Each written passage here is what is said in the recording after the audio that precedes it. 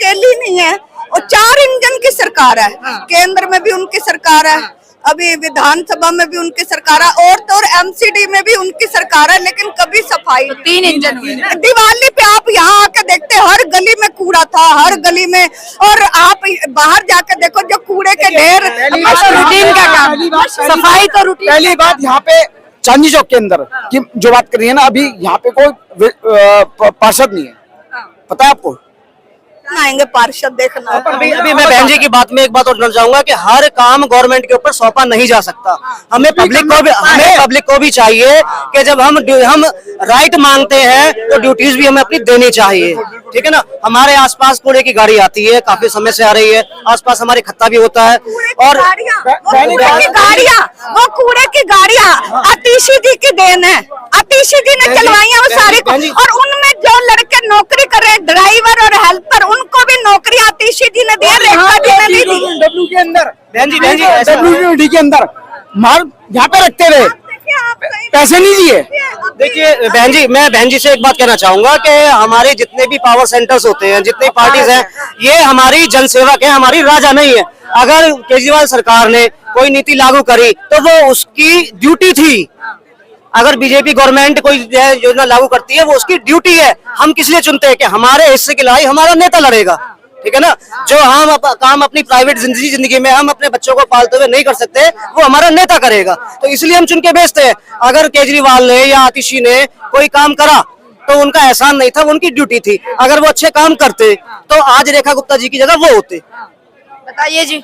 वो तो अब आप बिना हाथ लगाए करें। ये तो मुद्दा थोड़ा मुझसे चूक हो गई। अगर सारे अच्छे काम करते हैं, हालांकि बहुत अच्छे काम किए, लाइट दी अच्छी, फ्री करी, पानी अच्छा दिया, गाड़ी अच्छी दी। ना पहली बात अब गलत बोलो, वो था लाइट का शीला दीक्षित के टाइम में।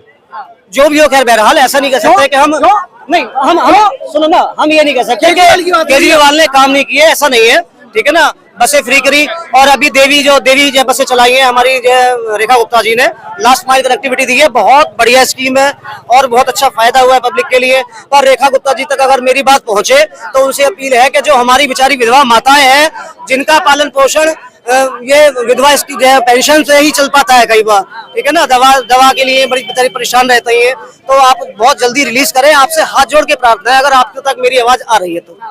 बताइए जी। और रेखा गुप्ता की कार्य प्रणाली, रेखा गुप्ता जी की कार्य प्रणाली के बारे में मैं यही पब्लिक ही बताएगी। एक तो पानी का बिल्कुल ही बिजली के बिल आने लग गए, बताओ, पहले नहीं आते थे। मेरे घर में मैं जॉब करती हूँ, मेरा कभी बिजली का बिल नहीं आया। अब मेरा बिजली का बिल 5-5 हजार 3-3 हजार आने लगा। उन्होंने कहा 200 यूनिट फ्री करेंगे, पर मुझे नहीं लग रहा वो फ्री का कोई मामला लग नहीं रहा, क्योंकि वो बिल आए जा रहे हैं, पानी का भी बिल आने लग गया। जी आपकी अतिशयोक्ति है। आपकी सरकारी नौकरी है कि प्राइवेट नौकरी है? मेरी प्राइवेट। मेरे घर में 3 मीटर है, और टचवुड अभी काफी साल से मेरा बिजली का बिल नहीं आया, और मैं आपको अपने मोबाइल पे भी दिखा सकता हूँ, पानी का बिल भी नहीं आ रहा। ये बहन मेरी प्राइवेट में होती ना, यहाँ खड़ी नहीं होती।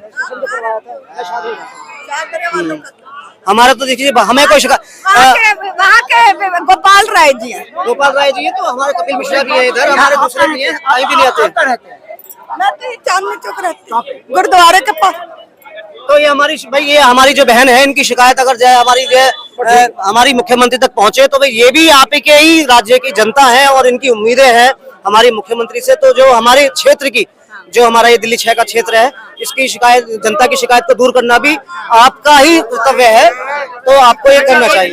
एक बात बताइए हमें कि जब इलेक्शन आते हैं तो जनता अपना प्रतिनिधि कैसे चुने? क्या मुद्दों के ऊपर इलेक्शन होना चाहिए, या फ्री के ऊपर हमारा होना चाहिए इलेक्शन? जनता को काम देखना चाहिए कि कौन काम करवा। क्या केजरीवाल का काम नहीं दिखा था दिल्ली की जनता को? केजरीवाल का तो मैं काम दिखा, लेकिन वो चोरी का 27 साल का मामला है, वो चोरी का मामला है। वहाँ कई वोट काट दिए गए, एक दिन में 900 हजार वोट। पूरी दिल्ली विधानसभा में यही हुआ, कई जगह हुआ, और अब बिहार में भी वही होगा। जो लोग दिल्ली से हैं वो बिहार पहुंच चुके हैं, अब बिहार में भी यही होगा जी। एक मकान नंबर 0 मकान नंबर आपने कभी सुना? वहाँ बिहार के अंदर जीरो मकान नंबर में 123 वोटर है। बताइए जी, दिल्ली में भी ईवीएम वोट चोरी हुई है, बिहार में भी यही होगा?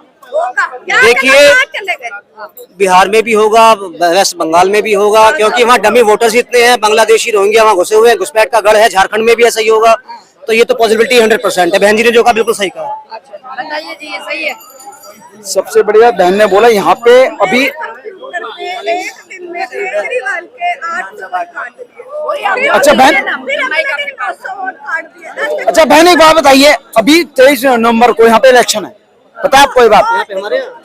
हाँ, एमसीडी के ये पता है आपको? इसी महीने हमारा कैंडिडेट खड़ा हुआ है। हाँ, हमने खड़ा किया है अपना कैंडिडेट। हाँ, मुझे भी टिकट मिल रही थी, मैंने नहीं ली, मुझे भी मिल रही थी।